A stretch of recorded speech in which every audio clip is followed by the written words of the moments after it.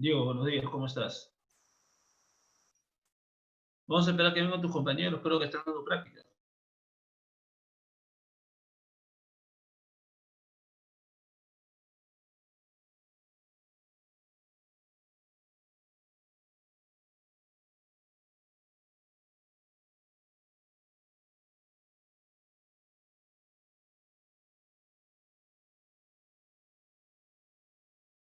Buenos días, Alessandra, ¿cómo estás?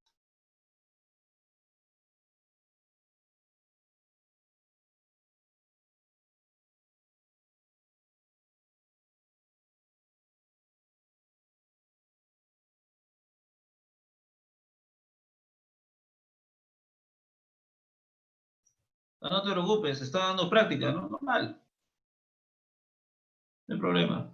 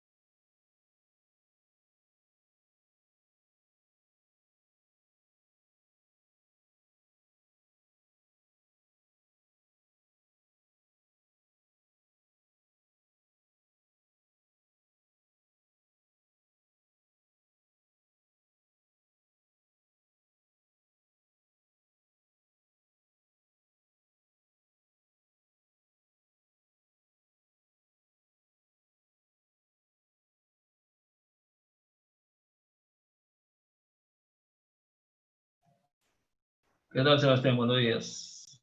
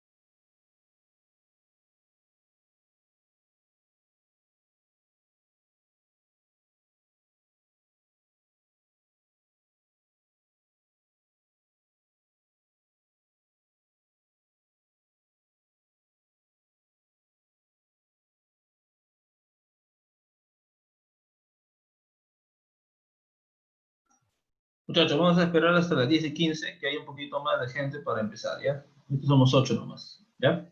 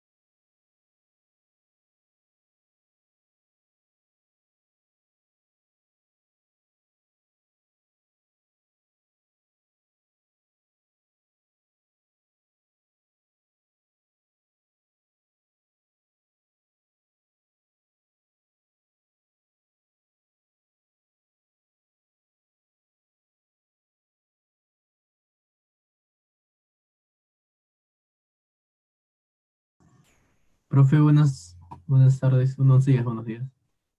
¿Qué tal? Buenos días. Buenos días. ¿Qué tal, muchachos? Ahorita comenzamos 10:15, ¿ya? Que venga un poquito más de gente.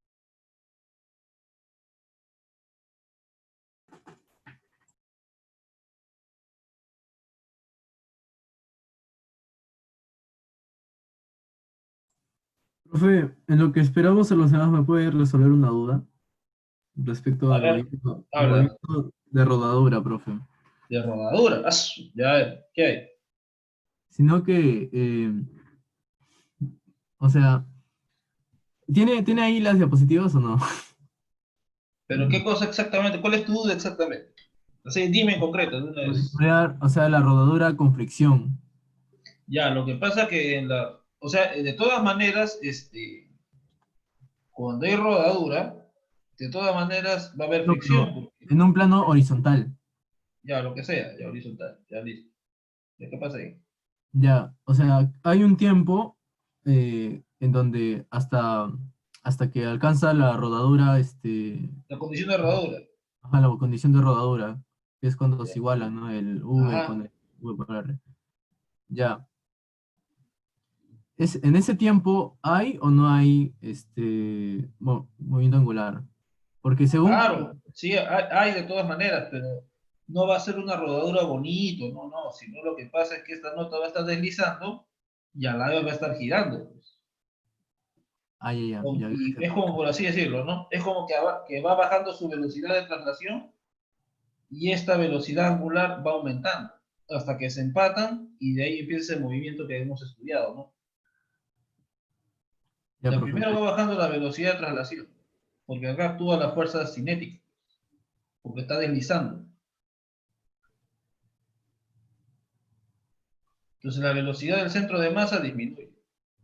Por otro lado, como este también va a empezar a rodar, va a empezar a aumentar justamente su velocidad angular. En un momento, cuando la rapidez de rotación se empate con la rapidez de traslación, ahí empieza el movimiento de rodadura. Entonces este punto no desliza. Y para que no deslice, su velocidad de ese punto es cero. Y así es como empata la velocidad del centro de masa con la rapidez de rotación. Eso es lo que pasa. Sí, profe, gracias. Tenía esa Ya, duda. listo. Bien, muchachos, vamos a comenzar, ¿ya? Siendo ya las 10:15. Bien. Pues ahí hemos quedado justamente en analizar la parte experimental de la radiación, ¿no? Cómo es que se obtiene justamente el asunto de las expresiones de la radiación y todo eso, ¿no? Bien. Justo, muchachos, los primeros en este caso, pues, experimentos datan de 1800, inicio de 1800 en este caso. Entonces, el cubo de Leslie es un dispositivo que se usa para medir o simplemente mostrar la energía radiada por distintas superficies. El cubo fue inventado en 1804 por John Leslie, un físico y matemático escocés. Además, sirve para comparar las emisividades de caras de distintos colores o de caras pulidas y ásperas. Justo el asunto es que tú puedes tener un montón de cuerpos que estén a la misma temperatura. Pero eso no significa que los cuerpos van a emitir por radiación la misma cantidad de calor. A pesar de que la temperatura del cuerpo es la misma, la superficie juega un papel crucial en este caso. ¿Cómo se dieron cuenta de eso? A partir de este dispositivo que se llama el cubo de Leslie. El cubo de Leslie consistía en lo siguiente. Aquí, muchachos, lo que se hacía era colocar dentro, por ejemplo, agua que más o menos se encuentra a 100 Celsius. Justamente se procuraba que, en este caso,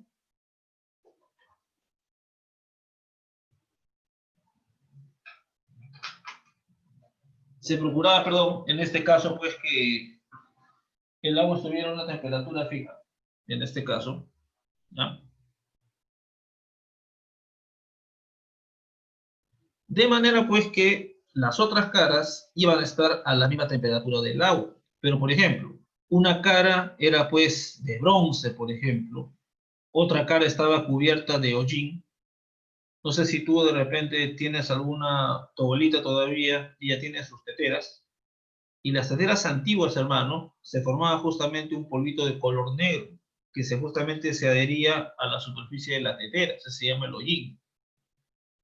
Entonces el hollín se cubría también de esa manera, una cara plateada, por ejemplo, bien pulida, y una cara opaca, y así. Iban jugando con los diversos recubrimientos de esa superficie. Luego aquí lo que tenían justamente era un detector en este caso, ¿ok? Ahora, en la actualidad, nosotros tenemos un cubo de Lely de estas características. Ahora tenemos, por ejemplo, aquí un banco, por ejemplo, aquí aquí la fuente de radiación, en este caso, ¿no? Y esto justamente es donde se coloca el cubo, ¿no? Acá se coloca el cubito, en este caso por acá. Entonces, la radiación llega en este caso, pues, al cubo, de alguna manera. No, perdón, acá se coloca el cubo. El cubo va conectado a la corriente. Aquí se eleva la temperatura y a través de este instrumento se sabe qué temperatura tiene, en este caso, pues, este cubo. Luego también el mismo instrumento se conecta aquí a la salida para que registre justamente la radiación que emite el cubito en este caso. Entonces, al emitir el cubo la radiación, esta es detectada justamente a partir de sensores eléctricos. Y este equipo, muchachos, por si acaso hay en la Facultad de Ciencias, ¿ya? Ustedes van a utilizar este equipo cuando vean laboratorio de física intermedia. Ya para esa época me imagino que todo estará bien, ¿ya? Entonces, en ese caso, muchachos, tenemos justamente estos equipos en la actualidad. Todo hay. Ahora, justamente pues cuando se va cambiando los diversos recubrimientos, mira, esta es la cara plateada, esta es una cara un poco más opaca, y las otras caras tienen sus diferentes recubrimientos. Se va estudiando justamente cuál es la que emite mayor cantidad pues, de calor.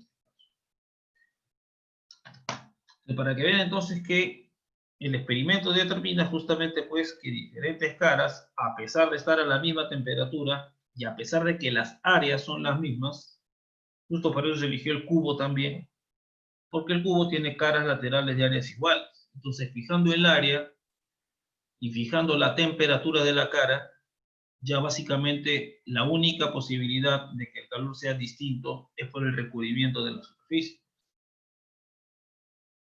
Ahora, justamente como te decía, ¿no? Desarrollé un experimento en el que 4 de las caras verticales del cubo, una estaba cubierta con una capa de oro, de plata, de cobre, barnizada con cola y con diversos, en este caso, recubrimientos. Entonces, muchachos, la cara barnizada, justamente la cara más opaca, era la que emitía mucho más que las otras tres. En este caso, muchachos, también Leslie diseñó el famoso termómetro diferencial, con el cual estudió, ya no en este caso qué cara era la que emitía más, sino en este caso también qué superficie en este caso absorbía más.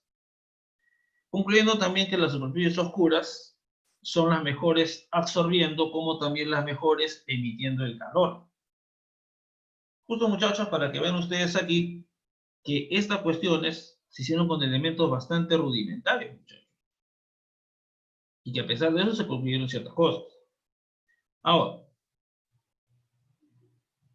entonces por ello es que al cuerpo, justamente como las superficies oscuras son las mejores absorbedoras y emisoras del calor, por eso, muchachos, que al cuerpo, cuya superficie es la ideal para la emisión y radiación del calor, permitiendo el paso total de la radiación a través de ella, es decir, a través de la superficie, se le denomina cuerpo negro.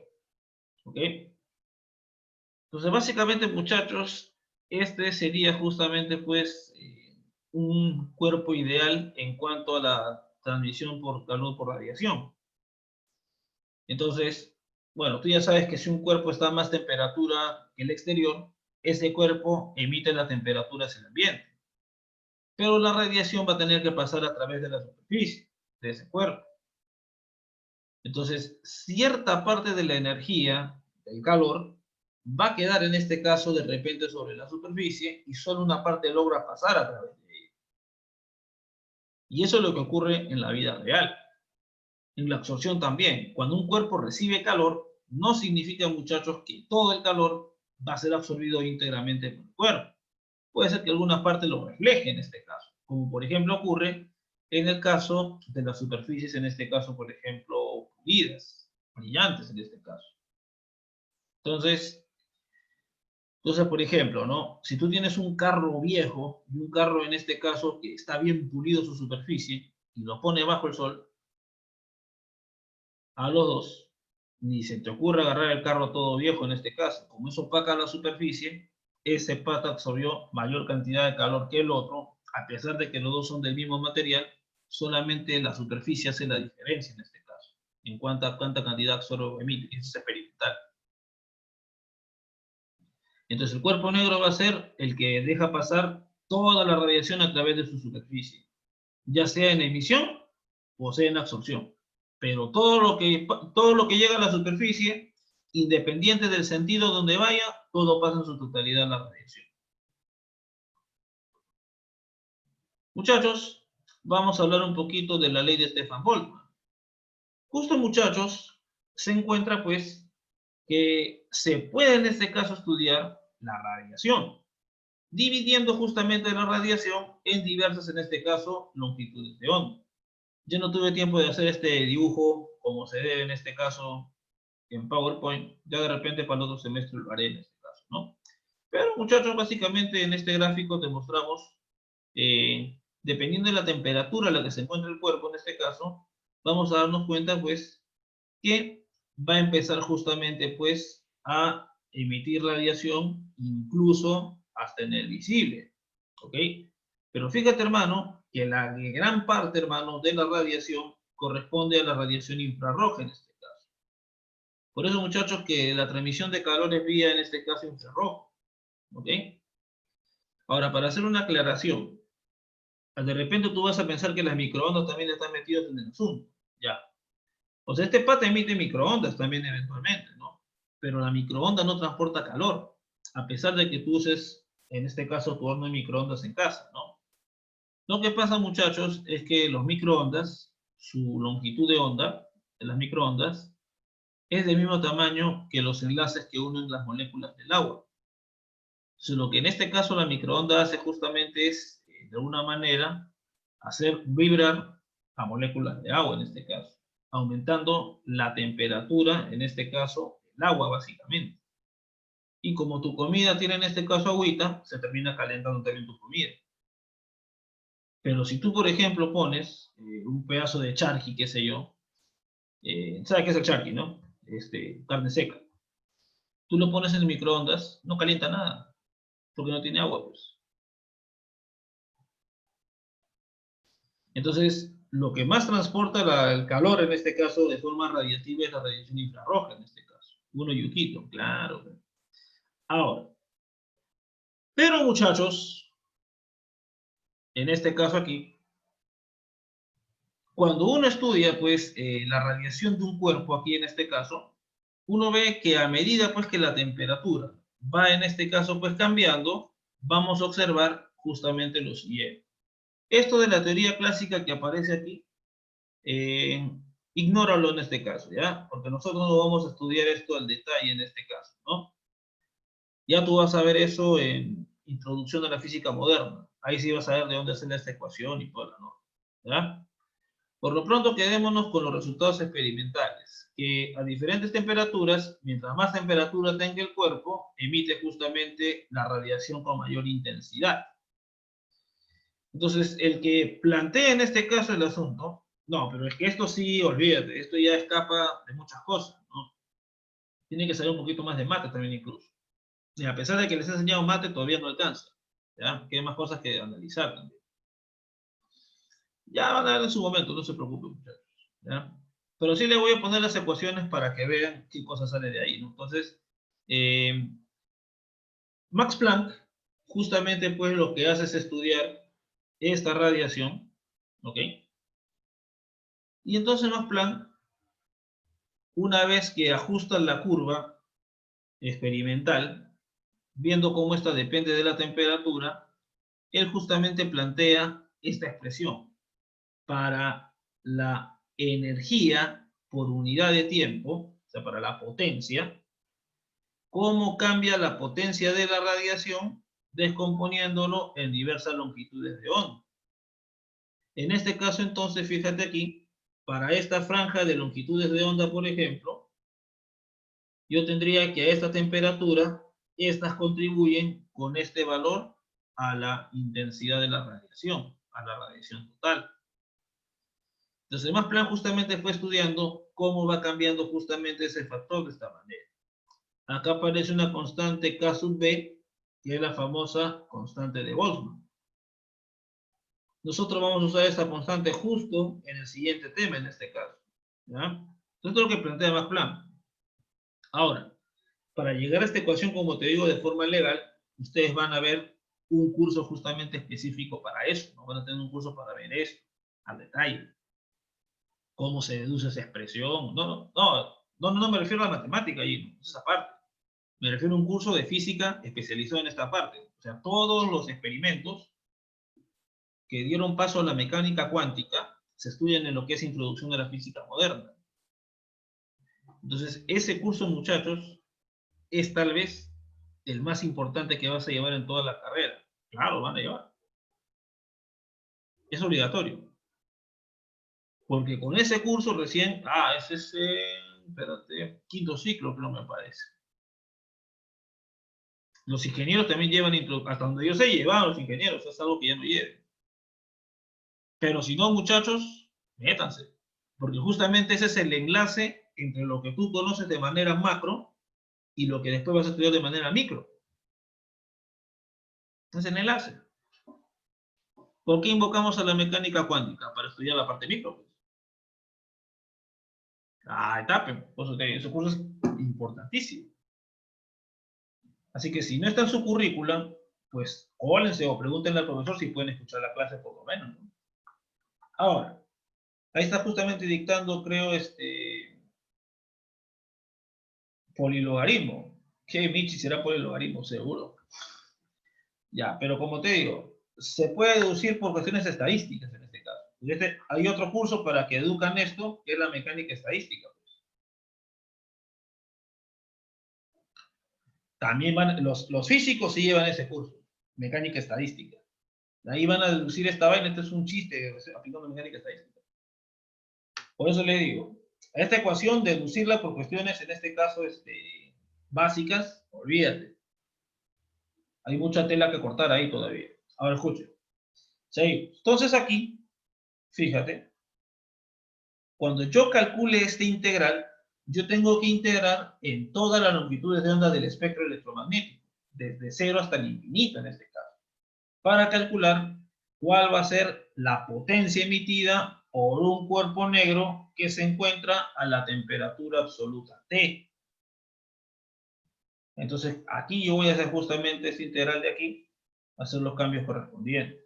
Ahora, muchachos, entonces fíjate. Entonces hago un cambio de variable y transforma esa integral a la que está al otro lado. ¿Ok? Y esta integral, muchachos, la van a hacer en métodos. Esa sí la van a hacer en métodos. Ya por eso los cursos de métodos de matemáticas son bonitos. Entonces, esta integral impropia se llama impropia porque no está integrada definidamente entre dos valores determinados. Es impropia porque un valor sí es fijo, pero el otro es el infinito. El infinito es una representación de un número muy grande simplemente. No está definido cuál es. Entonces, en este caso, muchachos, esto se hace por variable compleja. Esto sí lo van a integrar ustedes en algún momento. ¿Ya? Este integral exactamente tiene este valor. Y esto es lo bonito. Si tú ordenas todo esto de aquí, acá sale la temperatura elevada a la cuarta. Ese justamente fue lo que encontraron justamente estos señores, en este caso aquí, de manera experimental también. Todo este término, hermano, justamente es este término constante que tiene este valor en unidad del sistema internacional.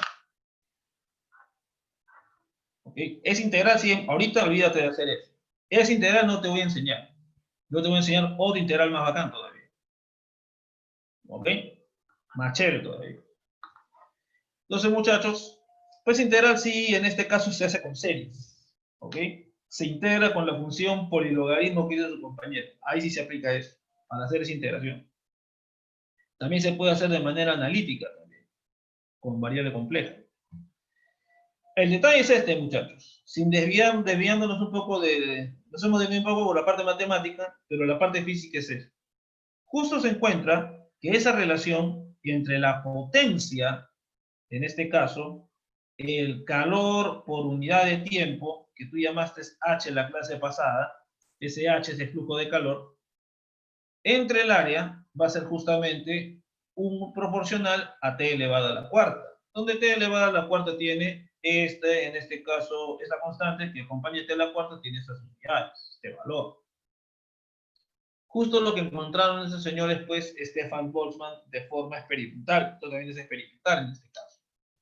Mi querido amigo, lo del cubo de Leslie, lo que tú vas a hacer, eso que te enseñé al inicio, va a ser para que tú encuentres esto experimentalmente. Tú en ese experimento del cubo de Leslie que está en la facultad, vas a hallar esta constante de forma experimental. Para eso te sirve ese cubito bendito.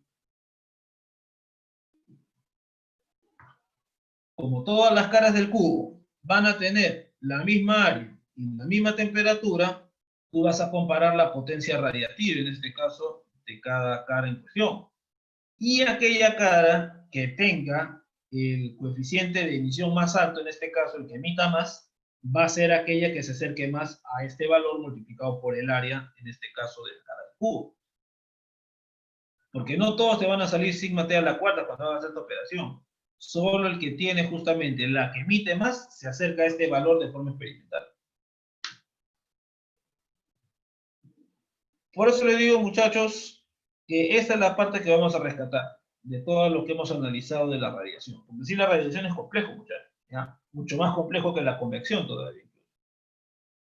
Ahora, esta constante se llama Stefan Boltzmann.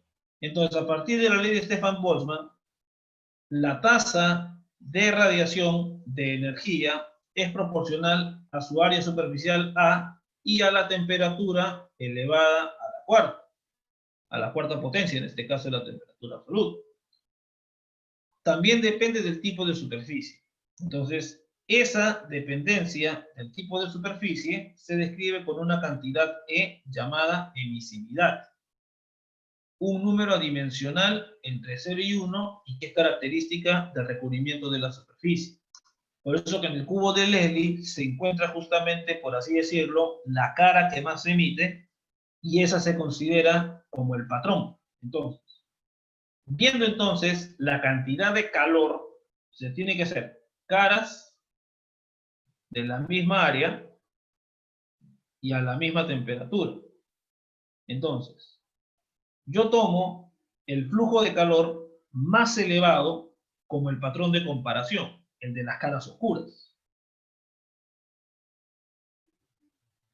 Y muchachos, nosotros comparamos con el H de una cara cualquiera que va a tener su recubrimiento en especial. Entonces, el cociente, hermano, es la emisividad.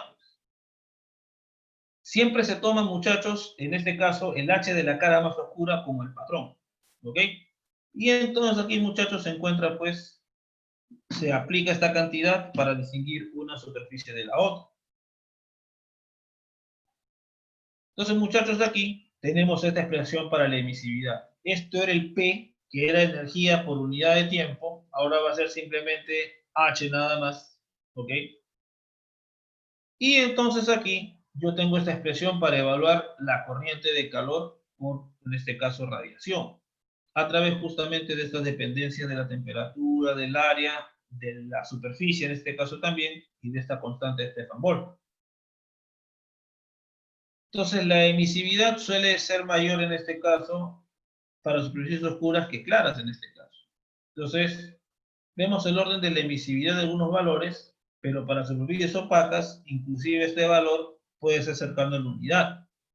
Para el cuerpo negro, este coeficiente va a ser exactamente igual a 1. ¿Ok? Entonces acá te presento algunos coeficientes de emisividad para objetos reales. Acá tengo la temperatura.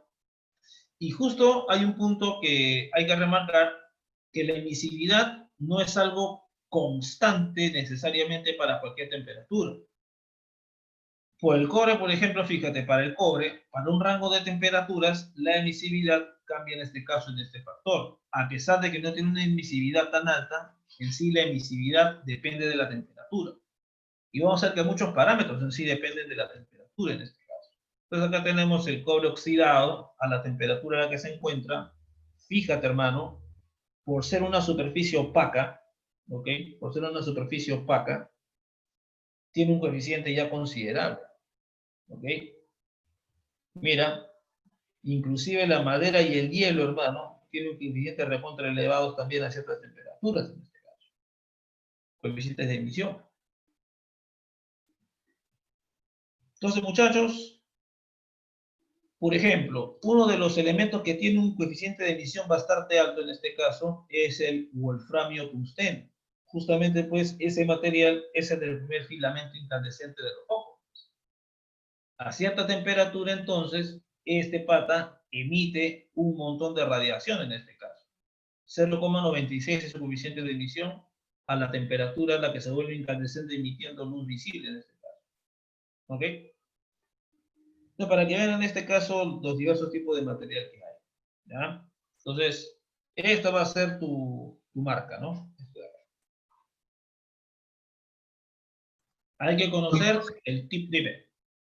Tengo una duda. En el hielo, digamos, su emisividad es casi 1, pero el hielo es blanco. No Vaya. entiendo. ¿Cuál es el problema? No entiendo. O sea, Es ¿cuál que es la duda en sí? Si pongo un objeto que está a menos temperatura que el hielo va a emitir calor. Se le llama cuerpo negro porque, si, claro, el cuerpo negro, por eso le decía, ¿no? Los cuerpos oscuros, de los superficies opacas, tienden a tener mayor emisividad que las claras en este caso. ¿Okay? Pero por eso se le llama cuerpo negro. Ahora le estoy mostrando un cuerpo que para nada es negro, como tú dices, hielo, y sin embargo tiene características de los cuerpos opacos. Solo es una curiosidad nada más. No es que tiene que ser negro para que sea cuerpo negro. No. El cuerpo negro se caracteriza, por eso dije, justamente aquí, por cuánto deja pasar de la radiación que incide sobre ella. Pues. El Sol también es cuerpo negro, y no es de color negro. O sea, o sea, el cuerpo negro solamente quedó como algo pues, que se observó experimentalmente y quedó como costumbre en este caso. ¿Ya? No es que sea negro el cuerpo. ¿Ya? A eso me refiero. ¿Ya? Por eso yo les había puesto aquí, retrocediendo aquí, esto de aquí. Al cuerpo cuya superficie es la ideal para la emisión y absorción del calor, permitiendo el paso total de la radiación a través de ella. Por los experimentos anteriores, es que a este se le llama cuerpo negro. ¿Okay? Eso no tiene relación con la que si vemos desde el interior de una ventana a cierta distancia, el interior se observa negro. No, tiene nada que ver. El cuerpo negro es por la cantidad de radiación, en este caso, que permite pasar. Ya está. Entonces aquí seguimos, ¿ya? Ahora, así como un cuerpo emite, también puede absorber por radiación en este caso. ¿Ok? Entonces, si yo tengo en este caso, pues, un cuerpo a cierta temperatura, esta es la temperatura del cuerpo, y su entorno se encuentra a esta temperatura, ambos en principio radian. Pero cuando se encuentran justamente estos flujos de calor por radiación, en este caso, habría equilibrio térmico con el entorno siempre y cuando las temperaturas sean iguales. Y acá se puede entender como que mientras va absorbiendo, va emitiendo la misma cantidad de energía. y entonces se mantiene la misma temperatura. Entonces, justamente aquí, cuando hablamos del flujo de calor neto, tendríamos que evaluar la cantidad de, en este caso, radiación que emite el cuerpo y la cantidad que absorbe, en este caso, el cuerpo. Entonces, esta diferencia de energías por unidad de tiempo nos va a dar justamente el flujo de calor neto a través del cuerpo. Ahora, profe, pero ¿por qué los otros utilizaron T a la cuarta de frente? ¿Por qué no hicieron la resta? ¿Qué es lo que pasa? Por ejemplo, suponte que tienes un cuerpo a 3000 Kelvin y que el ambiente se encuentre, por ejemplo, a 27 Celsius. 3000 a la cuarta, ¿lo reviento o no 300 a la cuarta?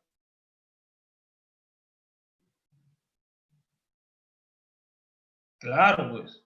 Por eso que estos patas, los de Stefan Boltzmann, solo se quedaron con este cachito, nada más aproximadamente, porque la otra diferencia no le hacían ni cogía. Pero cuando se colocan cuerpos que tienen temperaturas de órdenes similares, ahora sí que hay que considerar esta diferencia. Ya no puedes en este caso chotearla tan alegremente. Y cuando esté en equilibrio térmico con el ambiente, como van a tener las mismas temperaturas, el flujo neto de calor va a ser cero, pues, en equilibrio térmico. Entonces, mientras más, en este caso, tengas una diferencia tremenda entre uno y otro, entonces, mientras una temperatura sea mucho más elevada que la otra, ¿tú qué concluyes? O que solamente ese cuerpo prácticamente emite, o que solo ese cuerpo prácticamente absorbe, nada más. Siendo esta la diferencia justamente de los flujos netos de calor por radiación. Entonces, muchachos, de todas maneras, en este caso, al igual que los otros mecanismos de conducción del calor, esta corriente de calor va a depender de la diferencia de temperaturas entre estos cuerpos. ¿Ok? Entonces, esto, por ejemplo, muchachos, sí es un detalle a considerar. ¿Ya? Este de aquí. Si el cuerpo está a mucho mayor temperatura que el ambiente, se chotea la parte que absorbe, solo te quedas con la parte que emite. Y si el entorno está a mayor temperatura que ese cuerpo, mucho más grande, choteas en este caso entonces a lo que emite y solo te quedas con la parte de absorción. En ambos casos, si son comparables, esa va a ser la diferencia entre unos y los otros. Entonces, muchachos, básicamente ese es el detalle. ¿Ya? Ahora, algunas aplicaciones en este caso de la radiación, por ejemplo. La transferencia de calor por radiación es importante en algunos lugares bastante sorprendente, ¿no? Mira, por ejemplo, ¿no? Un bebé prematuro en una incubadora se puede enfriar peligrosamente por la radiación. Cuando las paredes de la incubadora están frías, en este caso. Si el bebito está a mayor temperatura, emite por radiación, en este caso. A pesar de que la temperatura justamente o el aire de la incubadora esté tibio, porque tú puedes tener el aire que lo rodea a cierta temperatura. Pero si el bebé está a mayor temperatura que la pared, en este caso, él va a emitir radiación a través del aire, independiente de la temperatura que tenga el aire, en este caso también. Entonces, justamente se va a regular, en este caso, la temperatura del aire, midiendo justamente la del bebé, para que se acerque más o menos a la temperatura de la piel del bebito y para que no emita, en este caso, tanto calor por radiación. ¿Okay? Entonces, básicamente, para que veas algunas aplicaciones de las radiaciones. Otra aplicación es justamente el recubrimiento plateado de las botellas de vacío, más conocido como termos, inventadas por este señor, en este caso un Sir inglés, Dewar. Estas botellas tienen doble pared de vidrio y se extrae justamente el aire entre los espacios de las paredes. ¿Esto qué significa? Que si yo saco casi todo el aire, en este caso aquí, entonces voy a evitar transferencia de calor por conducción a través de ese aire. Y al quitarle el aire justamente ahí, también voy a evitar la transferencia por convección por movimiento del aire entre esos dos envases plateados. Además, el plateado refleja casi toda la radiación contenida, en este caso en el recipiente. Entonces, si absorbiera el calor, habría pues emisión del calor en este caso. El termo justamente se construye para evitar o disminuir en todo lo posible los tres mecanismos de transferencia del calor, para que no entre calor por ninguno de esos mecanismos. Se ponen estos recubrimientos plateados para que cuando llegue la radiación sea reflejada en este caso y no sea absorbida o sea absorbido lo menor posible. Por eso que justamente, muchachos, esa botella puede conservar el aire en este caso, o el café, perdón, o el líquido que se contenga a una temperatura cercana a la que tenía al inicio. También se emplea para, en este caso, reservar envases fríos. Así que, muchachos, por eso que cuando tú pones tu oreja, en este caso, cerca al termo, escuchas como un sonido así, porque es vacío, pues, en el interior. ¿Ya? Si tú desarmas un termo, vas a ver los envases plateados que rodean uno al contenido y el otro justamente a la pared de plástico donde está guardado en este caso, ¿no? Entonces, para que vean aplicaciones justamente pues de la radiación. ¿Okay? Bien, entonces, muchachos, rápidamente podemos observar que entre un cuerpo y su entorno se pueden observar los tres mecanismos en este caso, ¿no? La conducción, la convección y la parte radiativa en este caso. Aquí también en el horno se observa eso de ahí. El aire justamente caliente, el vapor que está cercano, justamente es un efecto de convección. ¿Ok? La parte de la radiación, en este caso, pues, que se emite de las paredes hacia el entorno, en este caso aquí, y la parte de la conducción.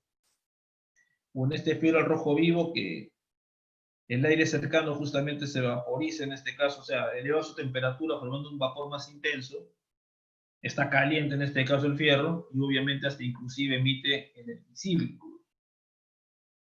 ¿Ok? Entonces eso se puede observar en simultáneo. Aquí algunos problemitas, en este caso para ti. A ver, por ejemplo. Tienes aquí, por ejemplo, un físico usa una lata cilíndrica de metal de 0,25 metros de altura y 0,90 de diámetro para guardar helio líquido a 4,22. A esa temperatura te dan el calor de vaporización, ya más o menos sabes a qué se refiere. Entonces, la pared está rodeada, la lata está rodeada por completo de paredes que se mantienen a la temperatura del nitrógeno líquido, que es 77,3 Kelvin, con un vacío entre la lata y dichas paredes. ¿Cuánto helio se pierde por hora? Es decir, ¿cuánto de lo que era líquido ahora pasaría a ser en este caso, pues, vapor? Te ponen la emisividad de la lata y te dicen que lo único que consideras es radiación. Entonces, fíjate acá. Tienes acá la latita, tiene su radio, acá tiene su altura, y se encuentra justamente pues aquí a 4,22 Kelvin el contenido. A su alrededor, en este caso nosotros tenemos paredes que están a una temperatura de 77,3 Kelvin. Entonces aquí la lata emite y la lata absorbe en este caso. Entonces la diferencia de las radiaciones entre ellos justamente es lo que va a definir en este caso al final qué ocurre finalmente con nuestra lata. Ya tú presupones que lo que va a hacer es absorber, porque está justamente a más temperatura el pata que lo rodea. Entonces aquí encontramos el flujo de calor neto, ¿no? Eso sería entonces, como van a incidir, como esta radiación va a incidir en este caso sobre esta superficie y también esa superficie es la que emite, solo te interesa justamente la emisión, o emisividad, perdón, de esa superficie. El flujo neto va a ser entonces la emisividad, que es dato, el área, que en este caso el área sería el área total de este cuerpo, que sería 2πr cuadrado, en este caso que es el área de la base, más en este caso 2πr por h, que vendría a ser en este caso pues el área lateral. Entonces toda esa área iría aquí. Se pone la constante de Stefan Boltzmann. Se pone aquí la temperatura del cuerpo, en este caso a la cuarta, y lo mismo por la temperatura del ambiente, en este caso elevado a la cuarta. Esto aquí vas a evaluar obviamente pues aquí. La temperatura del cuerpo es 4,22 y la del entorno es 77,3. Entonces aquí muchachos tú vas a tener una diferencia de calor. De repente puede chocar el 4,22, quién sabe, ¿ya? Sería cuestión que evalúes y veas la diferencia en este caso. Porque a la cuarta esto lo revienta definitivamente al otro, ¿no? Ya eso depende de lo que tú quieras aproximar en este caso. Entonces aquí muchachos, haciendo esta diferencia, tendríamos el flujo de calor. Este flujo de calor representa cuánto calor, en este caso pues el cuerpo, va a absorber por unidad de tiempo. Entonces aquí, como te dicen, cuánto helio se pierde por hora, entonces aquí habría que calcular el calor que absorbe en una hora. Y comparar ese calor con justamente pues cuánto helio se vaporizaría a partir de esta cantidad de calor. Eso se calcula como el calor latente de vaporización multiplicado por la masa que pasa de líquido a gas. Con eso concluye finalmente cuánta masa es la que se transforma en este caso, pues, en gas, en vapor, se vaporiza en este caso, ¿no? Como ya tienes de dato cuánto vale ese calor de vaporización, ya tienes en este caso cómo reemplazarlo, ¿no? Básicamente para que veas cómo harías este problema, que es más fácil que la patada, sencillísimo en este caso, ¿ya? Por si acaso tu práctica no va a entrar en este caso radiación. A tu práctica solamente entra hasta conducción del calor. ¿Ya? Entonces, muchachos, O sea, te va a profe, venir para la última PC. En la radiación última. y, En la última. claro, la radiación ya vendría para la siguiente PC. Claro. Ok. Okay. ¿Listo? Entonces, ya más o menos acá tienes la idea cómo hallar el área en este caso y todo lo demás. Es sencillo. Para el susti. Puede ser. No, para el susti, bueno, para la otra práctica última sí puede venir radiación. Y acá te dice, la tasa de energía radiante que llega en este caso del Sol a la atmósfera superior de la Tierra es cerca de 1,5 kilowatts por metro cuadrado. La distancia de la Tierra al Sol es 1,5 por 10 a la 11 y el radio solar tiene ese valor. La pregunta es, calcula la intensidad de la radiación sobre la superficie solar y si el Sol se considera como cuerpo negro, ¿cuál sería la temperatura de su superficie? Esta parte es sencilla, fíjate. Recuerda que cuando tú evalúas esta ley de Stefan Boltzmann, fíjate, mi querido amigo, que esto no es otra cosa que calor por unidad de tiempo. Esto de aquí no es otra cosa que potencia en este caso. Entonces, lo que te están diciendo aquí es la potencia, justamente, pues, cerca a la superficie terrestre.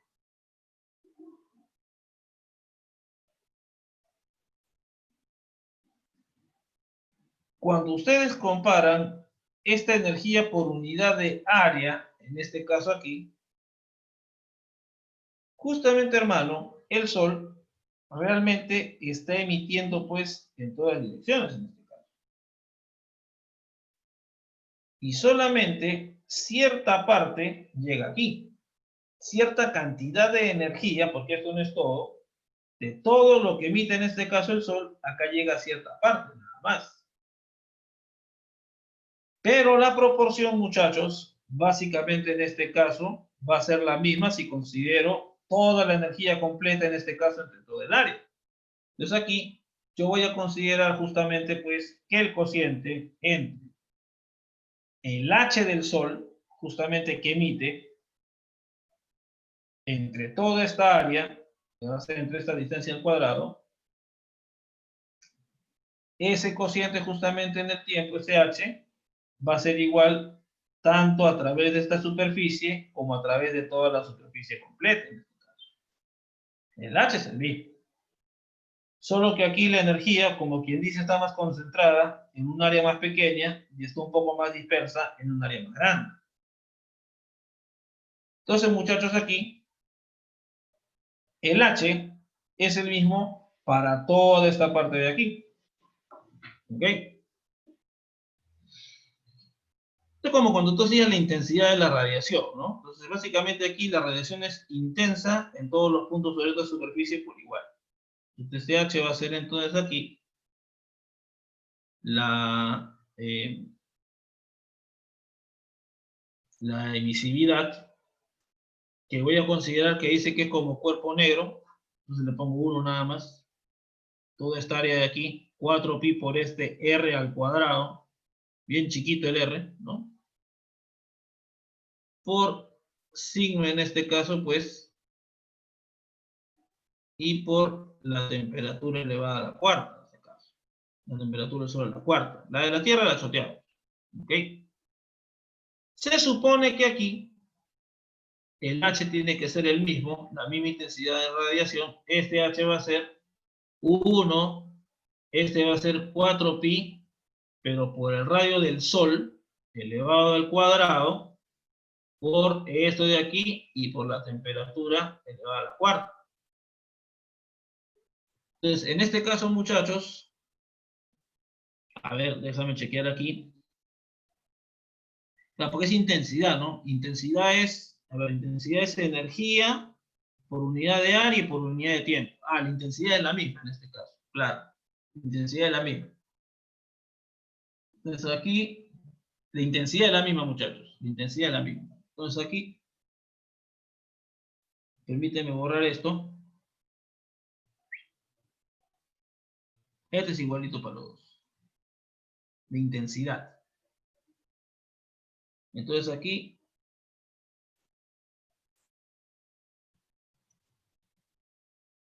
entonces, para la superficie solar, yo tengo un H y tengo un área en este caso. Ahora sí. Y aquí conozco la intensidad porque me da de dato que es 1,5. Así eran los dos. Ya está. 1,5 kilowatts. Entonces acá, muchachos, despejamos con los datos el H en la superficie solar. Y conociendo el H en la superficie solar, ahora sí, aplicando esta relación, considerando 1 como cuerpo negro, el área, que en este caso ya sabes cuánto vale ahí,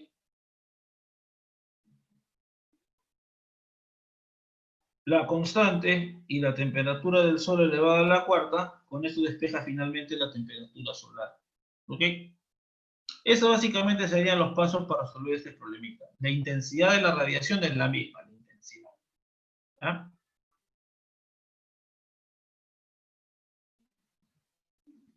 Esto es lo que consta. Ya, muchachos, entonces aquí, con esto cerramos la parte de radiación. Voy a darle 5 minutitos de descanso, ya, para que vayan al baño, y cuando regresen, 11:05, empezamos a hacer gases ideales. ¿Ya? Ya, muchachos, por favor, entonces, regresamos en 5 minutos. ¿Ya?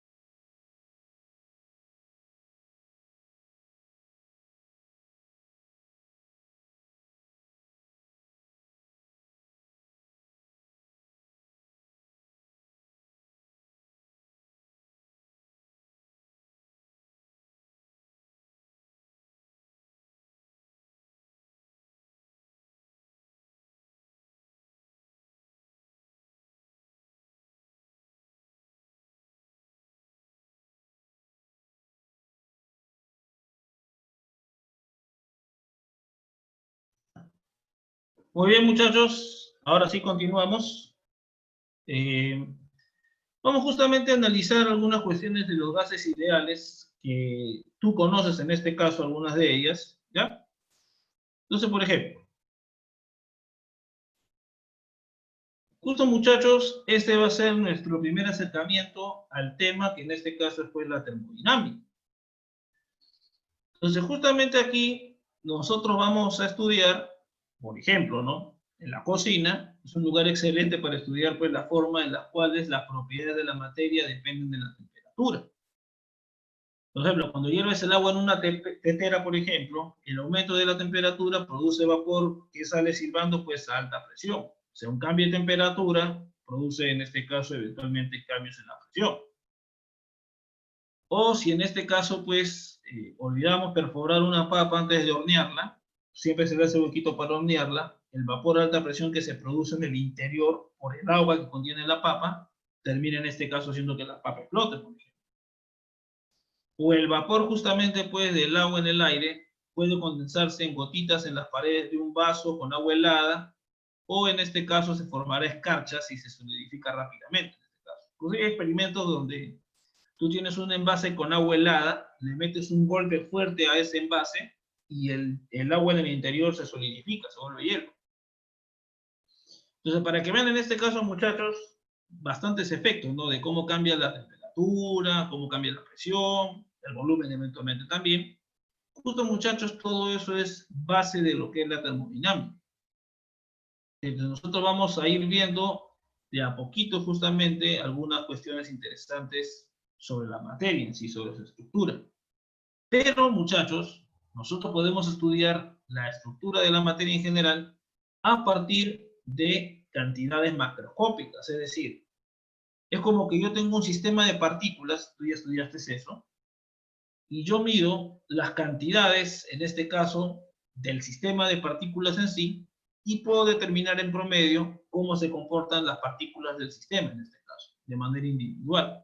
Estudio el todo para luego particularizar cómo se comporta cada entidad en este caso, o cada elemento pues, de ese sistema. Igualito va a ser aquí, muchachos, de esta manera. Ahora, entonces todos los ejemplos muestran interrelaciones, como te decía, de las propiedades a gran escala o macroscópicas de una sustancia, como lo son la presión, el volumen, la temperatura y la masa de la sustancia. Sin embargo, también podemos describir una sustancia desde una perspectiva microscópica. Esto implica investigar cantidades a pequeña escala, como las masas, en este caso, pues, de las moléculas, en este caso, que conforman al cuerpo, las velocidades, energías cinéticas, hasta la cantidad de movimiento, incluso eventualmente, de este entorno, en este caso, de este cuerpo macroscópico. Entonces, muchachos, fíjate, hermano, algo bien curioso, ¿no? Haciendo acá un análisis de la última parte, ¿no? La definición macroscópica y microscópica están íntimamente relacionadas, ¿no? Tú tienes fuerzas, en este caso, de choque por parte de las moléculas del aire que inciden, en este caso, pues, sobre una superficie sólida, por ejemplo, sobre tu piel. Justamente, muchachos, para que puedan causar la presión que estás viendo, en este caso, nos golpean una gran cantidad de moléculas en simultáneo y con una rapidez, muchachos, del orden de 1700 kilómetros por hora. Para ti, tú no percibes esos efectos en este caso.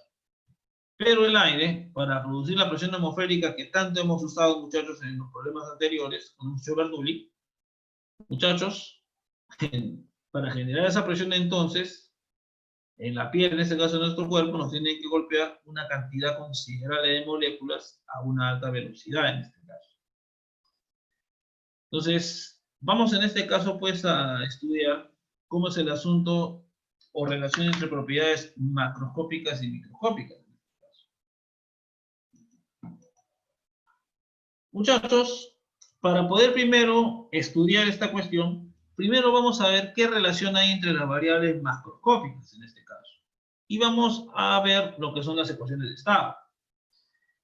Entonces, muchachos, las condiciones en que existe un material dado se describen con cantidades físicas como presión, volumen, temperatura y cantidad de sustancia. Entonces, por ejemplo, en un tanque de oxígeno, para soldar, se tiene pues un manómetro y una etiqueta que me indica cuánto es el volumen, en este caso, del tanque que estoy utilizando. Podemos también inclusive agregar un termómetro para ver en esos eventos y determinar, en este caso, la temperatura y la masa en este caso. Entonces, esas variables que describen el estado del material se llaman en este caso variables de estado. Entonces, yo cambio una de estas cantidades, ya estudiaremos bajo qué mecanismo los alteramos, ¿ya? Y en este caso, muchachos, aquí, al cambiar una variable, yo voy a ver cómo responden las otras. Incluso yo puedo hacer que cambie una de las variables de estas que estamos mencionando, pero mientras mantengo otra de las cantidades constantes. Por ejemplo, mantengo fijo, por ejemplo, la temperatura y la cantidad, por ejemplo, pues, de gas, qué sé yo, que está dentro de un envase. Entonces no le dejo entrar más gas en este caso y mantengo su temperatura. Y luego varío la presión y veo cómo responde el volumen en este caso, ¿no? O fijando la presión, al cambiar la temperatura, cómo varía el volumen en este caso. Entonces, cuando el cuerpo no experimente ningún cambio de estas variables, es porque está en cierto estado en este caso. ¿Ok? Cierto estado. Y a través de los cambios de estas variables, yo estoy haciendo que este gas, por ejemplo, si analizo un gas, que este gas cambie de estado. Por eso que esas variables se le llaman variables de estado. Cuando hay cambios, es porque está cambiando el gas de un estado hacia otro. Y cuando no hay cambios, es porque ese estado es el mismo. Entonces aquí, muchachos, por ejemplo, el volumen B de una sustancia suele estar determinado por su presión, su temperatura y cantidad de sustancia, descrita por la masa total o por el número de moles. Normalmente no es posible cambiar una de estas variables sin alterar otra. Entonces el oxígeno se calienta, la presión aumenta, si se calienta demasiado explota, aumentando considerablemente el volumen, y podemos encontrar en algunos casos una relación bastante simple entre estas variables de estado. Justo, muchachos, el sistema, en este caso, pues, o sistema, que tiene la relación de las variables de estado más sencillas que existe, justamente es el famoso gas ideal. Entonces nosotros vamos a estudiar justamente, pues, ese gas en este momento, ¿ya? Por ejemplo, vamos a ver aquí la ecuación del gas ideal. Entonces, por ejemplo, en la figura se observa en este caso, pues, un sistema experimental para estudiar el comportamiento de un gas. El cilindro tiene un pistón móvil para variar el volumen, ¿ok? También lo puedo fijar eventualmente el volumen. La temperatura puede modificarse por calentamiento. Por ejemplo, acá ponen un soplete en este caso, ¿no? Para calentar en este caso el envase y elevar la temperatura. Tenemos el termómetro arriba que da cuenta de ese detallito. Y podemos entregar cualquier cantidad de gas, en este caso aquí, para poder en este caso, pues, en este caso cambiar el número de moles, la cantidad de masa total en este caso. Podemos observar también cambios en la presión del gas a partir de un manómetro y en este caso podemos observar, en este caso, cómo están relacionadas estas variables. Dice, obsérvese que la presión se refiere tanto a la fuerza por unidad de área ejercido por el cilindro sobre el gas, así como la fuerza, en este caso, pues, ejercida por el gas sobre el cilindro. Por tercera ley de Newton deben ser iguales estas fuerzas. Aunque la presión es propiedad en sí de los fluidos, en este caso.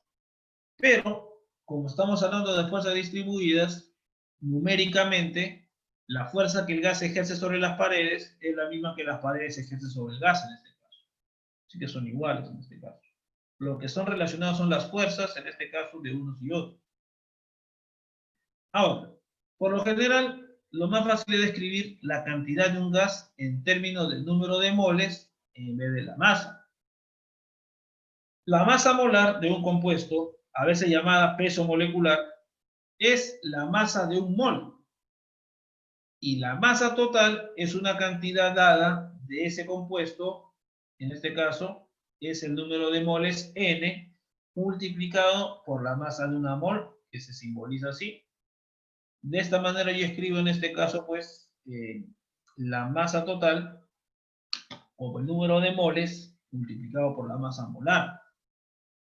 Siempre hay que tener cuidado, muchachos, con los tipos, en este caso, de gas. Cuando hablamos del gas, la masa de una molécula, en este caso, no va a ser igual necesariamente a la masa, en este caso, o sea, la masa de una mole de moléculas no va a ser igual, en este caso, al valor de la masa atómica o número atómico en gramos. Eso va a depender del tipo de material que estemos utilizando, ¿no?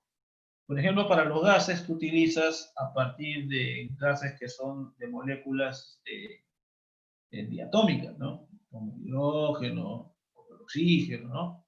Pero también hay gases, en este caso, cuya molécula es un solo átomo, como por ejemplo, pues, los gases nobles, ¿no? De helio, qué sé yo, ¿no? Entonces, hay que analizar cada tipo de gas para entender cuál es su masa molar, ¿verdad? Yo obtengo en este caso el número de moles a partir de esa relación.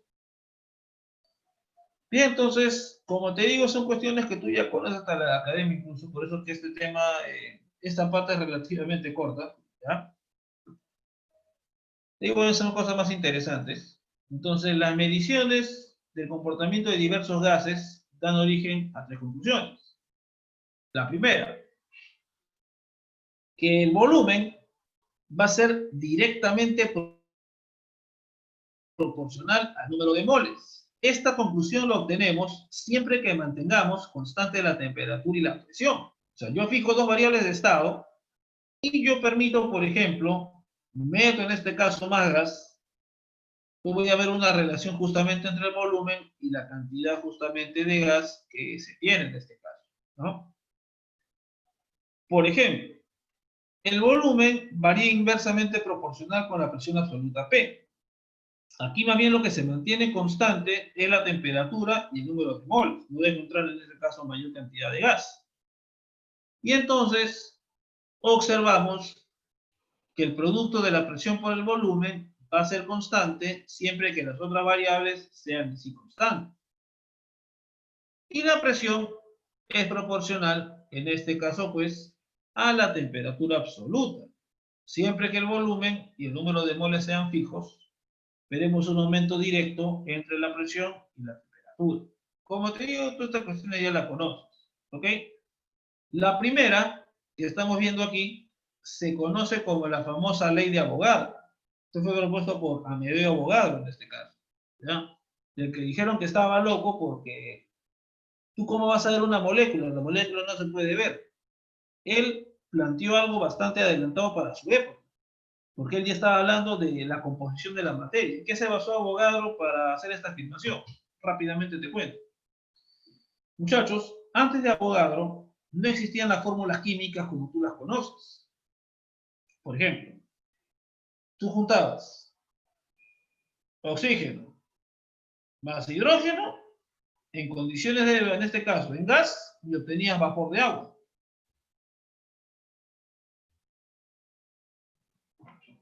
Pero a veces te sobraba, pues en este caso, un poquito de uno, un poquito del otro. Entonces, ¿qué hizo Avogadro? Avogadro fue buscando justamente relaciones de volúmenes, en este caso, de cada uno de ellos. Entonces, cuando él tenía un volumen B de oxígeno y un volumen 2B de hidrógeno, mezclando los gases y manteniendo la temperatura y presión constante, la mezcla que obtenía era justamente pues un volumen B, pero de vapor de agua.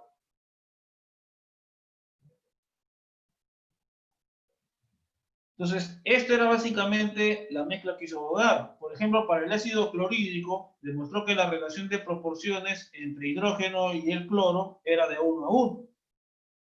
Entonces, justamente de aquí, Avogadro empezó a jugar con el volumen e infirió lo siguiente. Entonces, como esta mezcla se va a respetar aumentando o disminuyendo el volumen, pero siempre manteniendo esta proporción de 2 a 1, Avogadro concluye lo siguiente: que van a existir elementos con volúmenes infinitesimales, bien pequeñitos, que van a seguir cumpliendo esta relación de proporción. Y a esos elementos con el volumen más pequeño posible, donde se siga respetando esta proporción y obteniendo justamente pues un elemento al otro lado de esas características, le llamo moléculas. Cuando Avogadro presentó esto a la comunidad científica, le dijeron que estaba borracho, ¿no? Porque ¿cómo rayos vas a decir eso si tú no has visto ninguna molécula? Lo tiraron de loco al pobre Avogadro y murió solo el pobre Avogadro. Pero después se descubrió que tenía razón. Por eso que la de Avogadro, de todas las leyes de esta parte del gas ideal, es la que es la más, en este caso, visionaria de todas, porque las otras eran directas en este caso. Así es. Y el asunto está en que Avogadro se basaron justamente en la deducción de Avogadro también por el movimiento browniano. Porque cuando tú sueltas, en este caso, tú tienes, por ejemplo, hojas, esta desde el polen, el diente de león, eso que cae en el agua, esos objetos cuando caen, justamente van a tener diferentes trayectorias, a pesar de que tú los sueltas de la misma manera. Indicando justamente, pues, que el agua en sí no tiene un comportamiento, digamos, como si fuera un bloque, sino que el agua, por el contrario, a su vez está compuesta de otros elementos que se comportan de forma individual también, produciendo trayectorias aleatorias para los objetos que están en el agua. Entonces, con esa determinación de que la misma agua, incluso sin ser gas, ya tenía a su vez componentes, también en este caso, pues al final, con los experimentos, con el descubrimiento de la carga del electrón, de IAPA se demostró el postulado de Avogadro. Entonces, muchachos, eso fue importante para el estudio de los elementos, en este caso microscópicos. ¿Ok? Los demás, muchachos, son conocidos. Lo que de la presión y la temperatura son proporcionales, es de la famosa, en este caso, pues, que la presión y el volumen varía inversamente proporcional. Esta ley de aquí es la ley de Boyle-Mariot, la segunda, ¿no? Y la última, que la presión es proporcional a la temperatura absoluta, es en este caso, pues, la ley de Gay-Lussac, en este caso, ¿ya? Entonces, las tres ecuaciones se pueden combinar de esta manera, el famoso pavo ratón, donde R en este caso es una constante de proporcionalidad.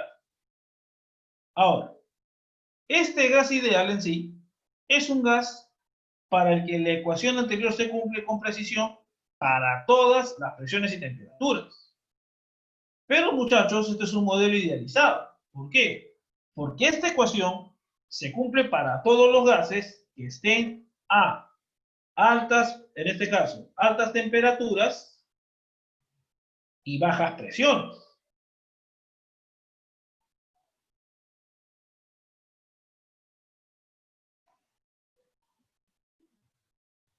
Ese sí va a ser el comportamiento de la gran mayoría de gases, en este caso, muchachos, de los elementos del estado gaseoso bajo estas condiciones. Como te digo, cuando justamente encontraron el postulado de Avogadro, cuando encontraron que era cierto, al hallar la carga del electrón, de IAPA en ese experimento calcularon el número de Avogadro. De ahí salió de forma natural el valor de la constante R en este caso. ¿Ya? Pero como te digo, eso ya es otro cantar en este caso. ¿Ok? Justo el experimento que se hace, el experimento pues, de Millikan, de la gota de aceite, justamente ¿sabes cómo se estudia? Como el de la gota que cae en un elemento con viscosidad. Se logra justamente que las gotas desciendan a temperatura terminal para calcular la carga, en este caso de la gota, y luego cuando se dejó caer un montón de gotas, se fue evaluando cuál era justamente el valor o concentración. Le salía el número de los electrones, y de IAPA, pues en este caso también se calcula el número de Avogadro, viendo justamente la cantidad de aceite que tenía, la masa, ya se conocía en este caso pues también el número de cargas, el número de gotas, empezaron a hacer la estimación y encontraron el número de Avogadro. Pues tío, esta parte es bien bacana. O sea, lo que has hecho anteriormente, el cuerpo que cae con velocidad terminal en un fluido viscoso, ese justamente es la base para determinar la carga del electrón y el número de Avogadro. Entonces, como le decía, es una cuestión de proporción, ¿no? Ahora, también hay otra manera de calcular que vamos a ver un poquito más adelante también. Pero te cuento cómo salió el número de Avogadro, ¿no? Ahora, la que en este caso, pues, se calcula en este caso en sí, o sea, claro, si no tienes el número de Avogadro, no hay manera de conectar ni N ni R en este caso. ¿Ok? Hay otra constante más básica que es la de Boltzmann, pero que también la vas a evaluar a partir del número de Avogadro, ¿no? Pero vamos por partes, todavía no llegamos a esa parte, ya vamos a hablar de eso con más detalle. Entonces, el gas ideal, como te digo, es un gas bajo estas condiciones que estás viendo aquí. ¿Por qué? Porque si está a alta temperatura, en este caso, y el gas llegase a enfriarse, a bajar su temperatura, no lo va a hacer en este caso, pues, tanto en este caso, pues, respecto, para que pueda convertirse en este caso, pues, en líquido otra vez. Se tiene que estar en una temperatura por encima de su temperatura de vaporización bajo esa condición de presión determinada. En este caso, a bajas presiones, ¿por qué? Porque si tú aumentas la presión, en este caso, de manera elevada, la presión, entonces, en este caso aquí, tú puedes también hacer este proceso de sublimación. Cuando tú aumentas la presión considerablemente, puedes pasarlo a otro estado. El chiste justamente de estas dos condiciones es para que siga siendo gas, a pesar de que experimente cambios de presión o temperatura. Si está a bajas presiones, tú aumentas la presión, pero no va a ser tan elevada como en este caso para cambiarlo de estado. Ni tampoco la temperatura en este caso, si llega a bajar, no va a bajar tanto para que se vuelva líquido otra vez. El gas ideal cumpliría esto para cualquier temperatura, cualquiera que sea, pero no es así. Entonces los gases tienen ese comportamiento, ¿ok? A altas temperaturas y a bajas presiones, ¿ok? Entonces se podía esperar que esta constante de aquí R tuviera distintos valores para distintos gases, pero resulta ser la misma. Por eso que a este le llamamos constante de los gases ideales en este caso, ¿verdad? Ahora, ya tenemos ahí el valor numérico en este caso, pues, de la constante R, en este caso aquí. Observe que las unidades de presión, en este caso, esto de aquí es en este caso energía por unidad de volumen, en este caso, ¿no? Unidad por unidad de mol y por unidad de temperatura. Entonces ahí, por ejemplo, ustedes también en la academia les han enseñado con este valor LR, 0,082. Y con esto yo puedo utilizar de esta manera. Como yo tenía la relación hace un rato del número de moles con la masa total, entonces yo puedo despejar el número de moles a partir de la masa total y de la masa molar. Y aquí en este caso, muchachos, nosotros despejamos aquí la densidad del gas. Densidad que siempre se va a calcular como masa entre volumen.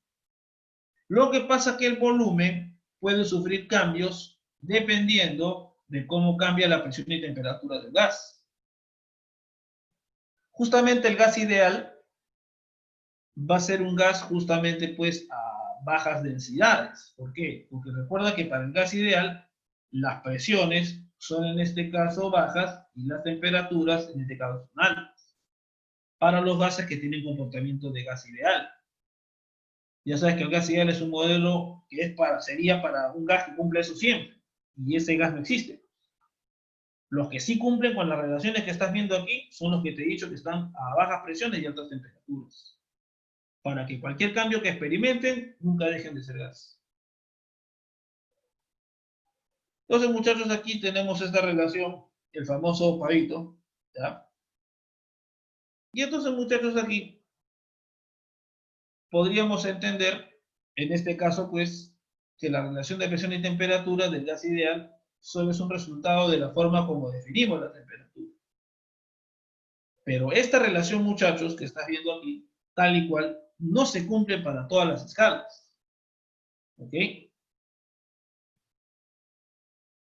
O sea, tal cual así reemplazas este valor, eso es para una cierta escala especial, en este caso temperatura, no cumple para todos. ¿Ok? Entonces, acá también vemos que si cambia el volumen, en este caso la cantidad de sustancia, también podemos relacionarlo justamente a partir de esta relación de Pi, ¿no? El famoso Pareto en este caso y todo lo demás.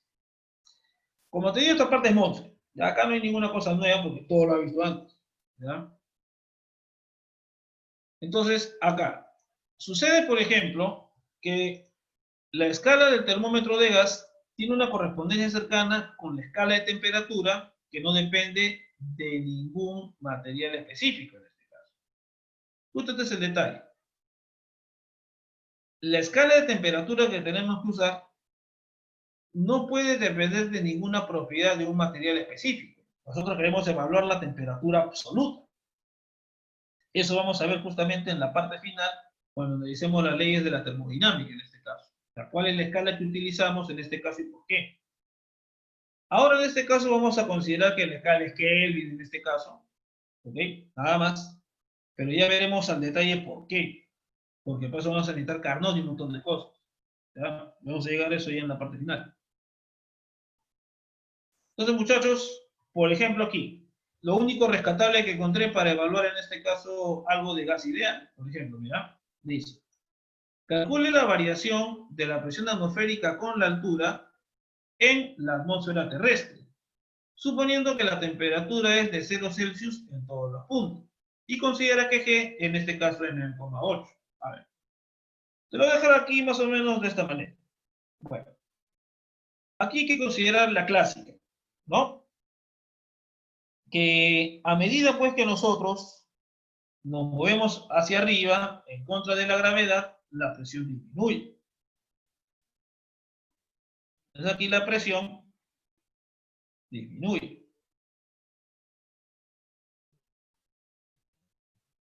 Entonces aquí nosotros tenemos lo siguiente, es un cambio de presión, si nosotros vamos en esta dirección, corresponde justamente pues aquí, en este caso pues, a un cambio de presión, pero que disminuye en este caso. ¿Qué va a depender en este caso pues de la densidad y de la gravedad en este caso? ¿Ok? Por decirlo básicamente de esa manera. ¿Ok? Y ese va a ser su cambio en este caso aquí. De la presión con esta cuestión. Ahora, la pregunta es, ¿y cómo lo enlazamos esto justamente para evaluar cómo cambia la presión? Entonces, acá está lo bonito, pues. Justo aquí, yo sé que la densidad de un gas la puedo evaluar de esta manera.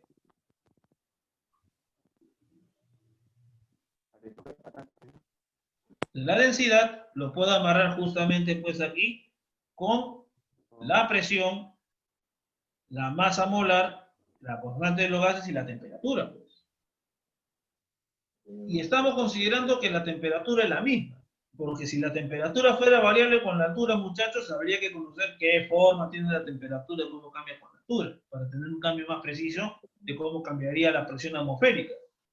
Por si acaso el aire, muchachos, en las condiciones donde estamos es gas ideal, por si acaso, ¿verdad? Entonces aquí expresamos ese cambio de presión de esta manera, ¿sí?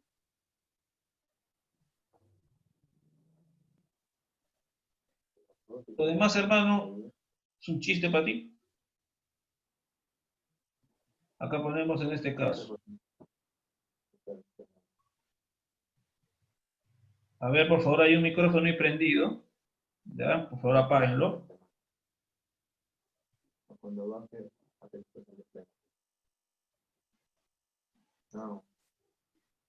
Profesor, una consulta. Y también, Sí, ¿qué pasa? si también te dijeron que G cambia, que consideres que G cambia, tenemos que introducir ahí, ¿verdad? No. El cambio más bien es por la temperatura con la altura. Porque G no va a cambiar, hermano, mucho hasta que no salga del planeta. Ok. Claro. Entonces aquí básicamente el cambio, el cambio sí sería con la temperatura. Aquí en este caso, como te decía, considero la temperatura constante, para que no tenga mucho problema al calcular. Entonces aquí, por ejemplo, consideramos altura cero, esto sería la presión en este caso atmosférica a nivel del mar, para igual cero en este caso. ¿Ya? A ver. Profe, le faltó el signo menos, creo. Ah, sí, ahorita lo pongo, no te preocupes. Ok. Ahorita lo pongo. Ya, entonces, estaba acá. El menos por aquí. Y a una altura determinada tendremos en este caso otra presión atmosférica. Ya este integral es conocida, seguro ya lo has hecho en este caso, pues en cálculo integral, que es el logaritmo en este caso. Este es el logaritmo.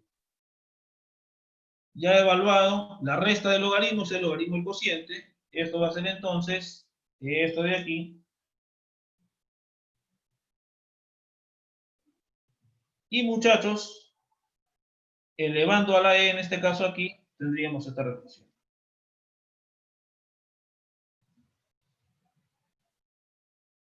De repente te han explicado anteriormente pues que la presión no decrece, o sea, decrece con la altura, pero no decrece linealmente.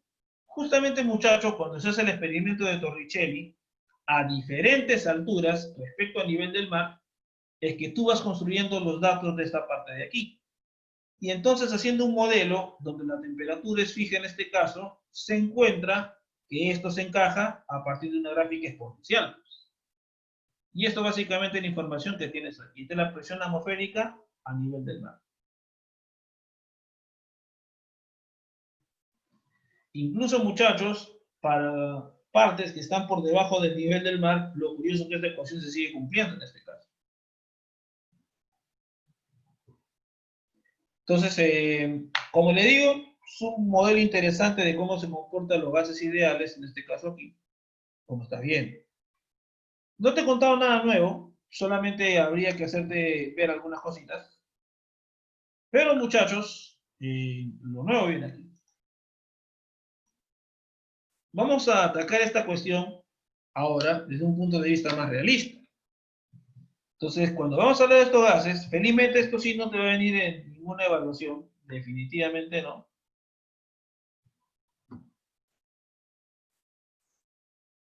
Entonces, la ecuación del gas ideal se puede obtener de un modelo molecular sencillo en este caso, que desprecia los volúmenes de las moléculas en este caso y la fuerza de atracción entre ellas. Esto de aquí lo voy a hacer la próxima clase, hacer este modelo molecular en este caso. Entonces, esta es la parte bonita del tema, el estudio del modelo cinético.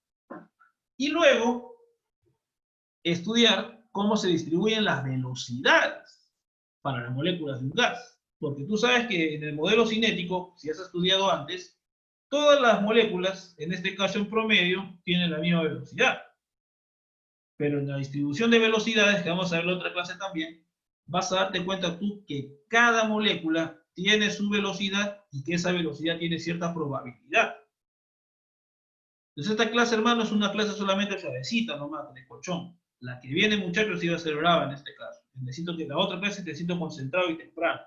¿Ya? Entonces ahora vamos a ver que hay otra corrección en sí que se puede hacer a los gases ideales. Porque hemos omitido algunas cosas, ¿no? Por ejemplo, ¿no? Como te decía, ¿no? Los volúmenes, como te dije, según Avogadro, eran volúmenes bien chiquititos en este caso, ¿no? Bien chiquitos.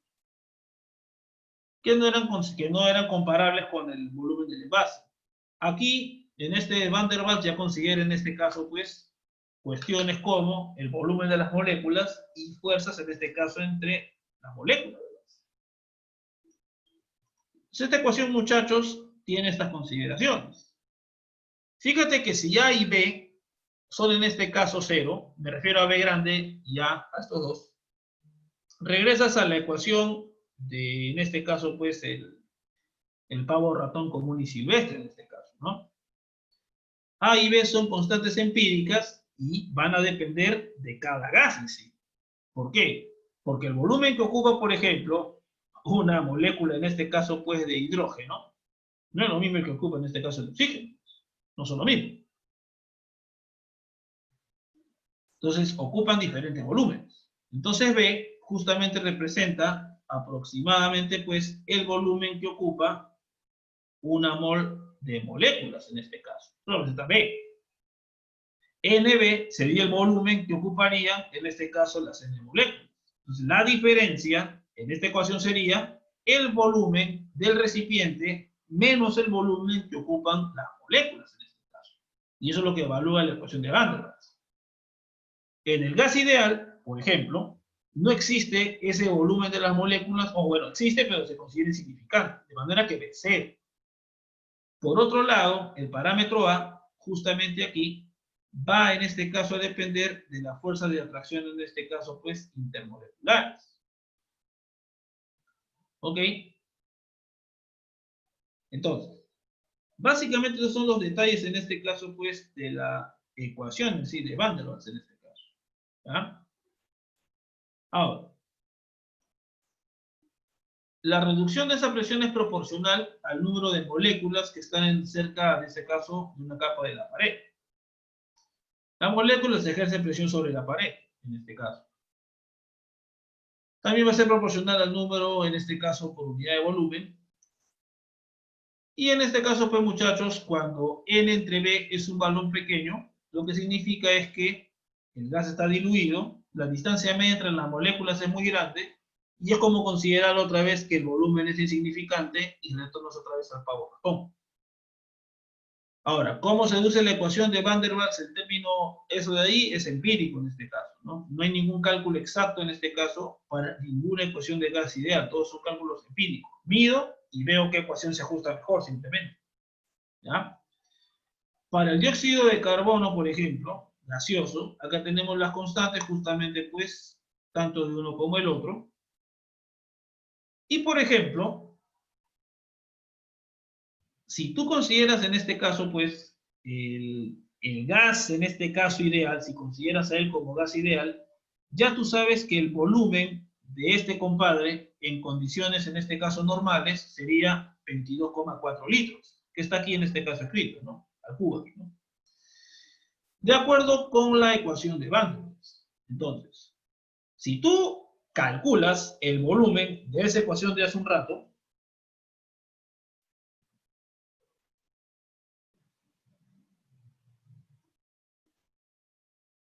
tú calculas el volumen de esta ecuación con esta constante de aquí, vamos a encontrar que si tú evalúas en este caso a esa temperatura, tú fijas el volumen, la presión sería 532 pascal menor que una atmósfera. O sea, una atmósfera de 10 a la quinta, pues, que el de 500 pascales no le hace ni cosquilla.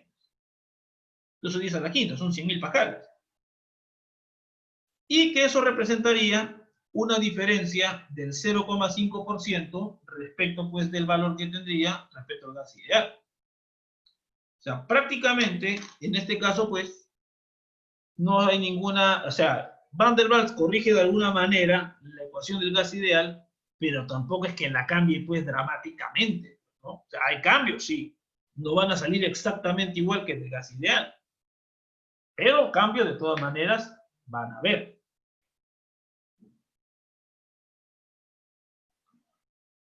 Entonces, muchachos, fíjense aquí.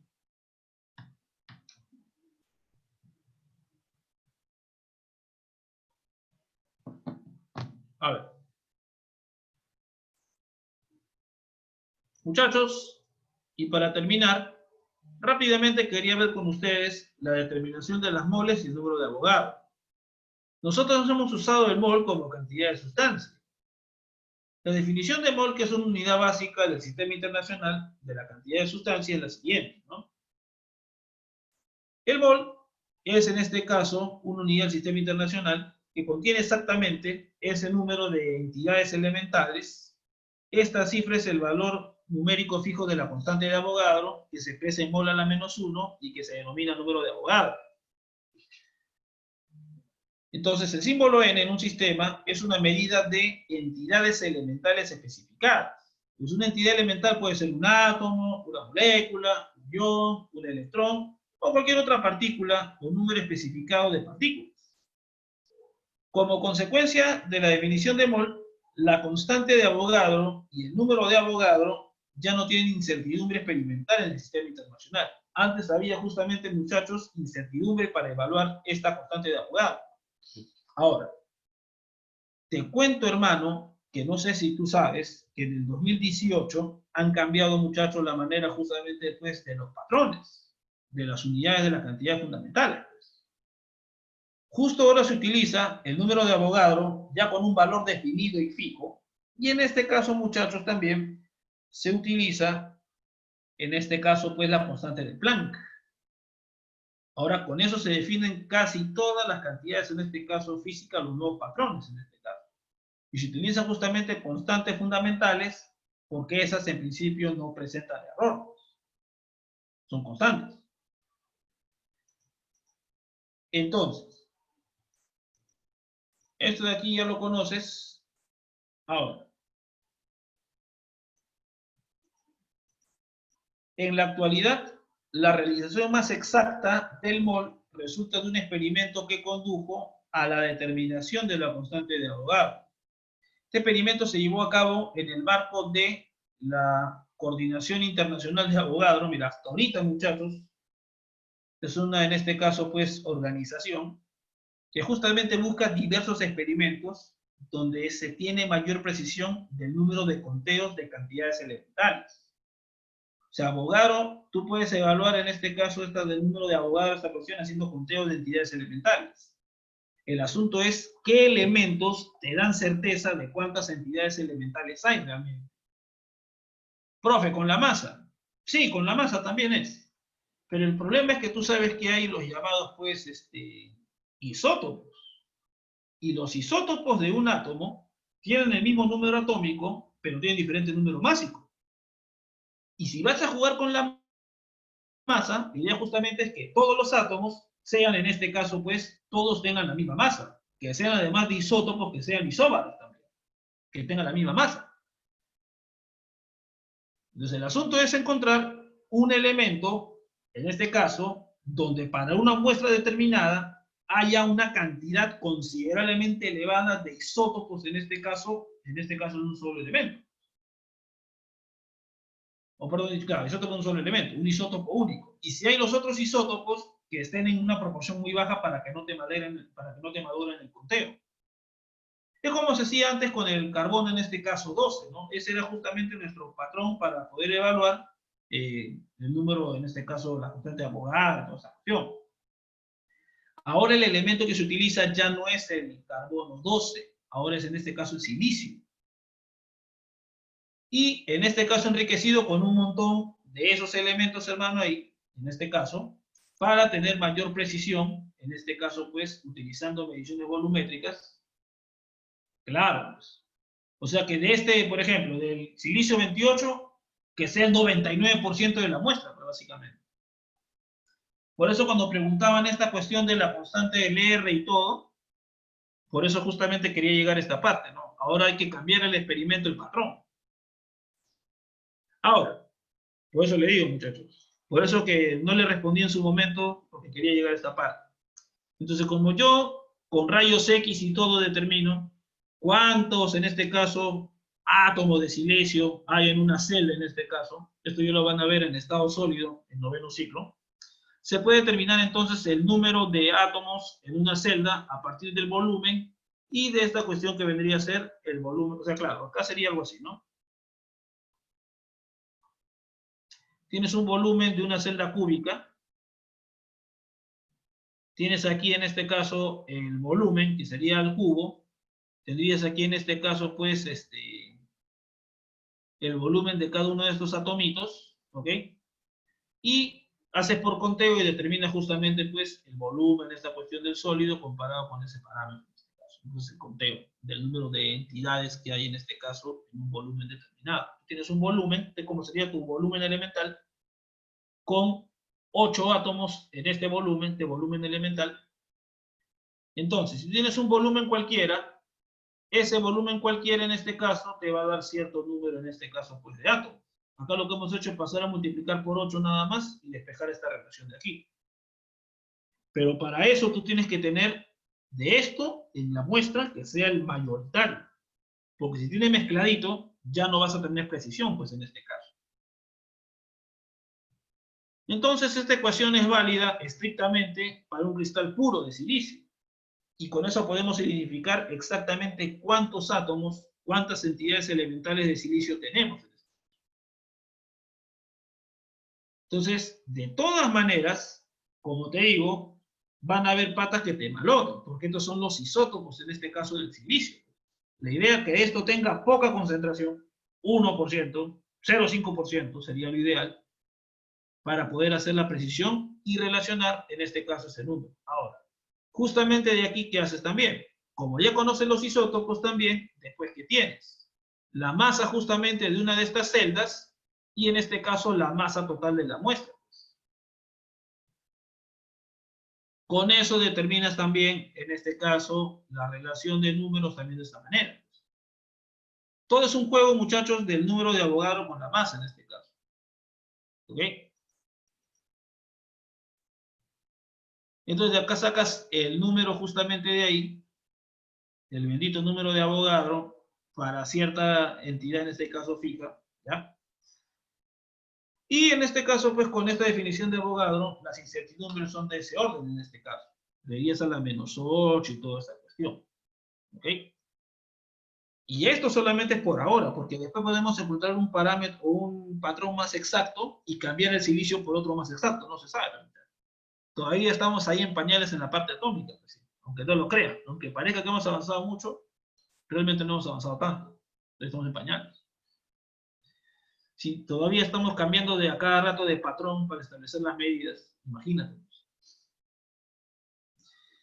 Entonces, muchachos, con eso se determina pues también el famoso pues número de Avogadro en este caso, ¿no? Ya con eso pueden calcular el R y todo lo demás. ¿Ya? Como le digo, esto está interesante porque estas son maneras de calcular patrones. Y esto le interesa bastante a los que estudian ingeniería física. Porque ustedes, como van a estudiar justamente calibración y parte de metrología, de repente tienes algún curso electivo de eso, tienes que saber cómo se definen los patrones experimentalmente. Pues, ¿ok?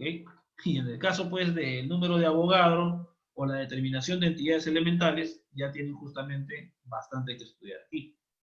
De todas maneras se considera este patrón de aquí del 28 en gramos como la masa en este caso de una mol de esos elementos, ¿no? Con eso sacan pues el número de Avogadro, ¿no? Bien, muchachos, hasta aquí quería llegar hoy. Ya en la próxima clase vamos a hablar de esto, ¿ya? Y ahí sí, muchachos, su cerebro va a volar más. Lo de acá ha sido sencillo, muchachos, ¿ya? Lo puedes encontrar en cualquier libro. Por eso de esto no te preocupes mucho. Toman el pavo ratón en la práctica calificada y sería criminal de tu parte que falles en eso, ¿no? Ya. Bien, muchachos. Entonces, en mecánica estadística, ya esto van a ver, claro, vamos a aplicar mecánica estadística, pero de manera tangente nada más. ¿Ya? Bien, muchachos, entonces ya nos estamos viendo el día miércoles. Cuídense, por favor.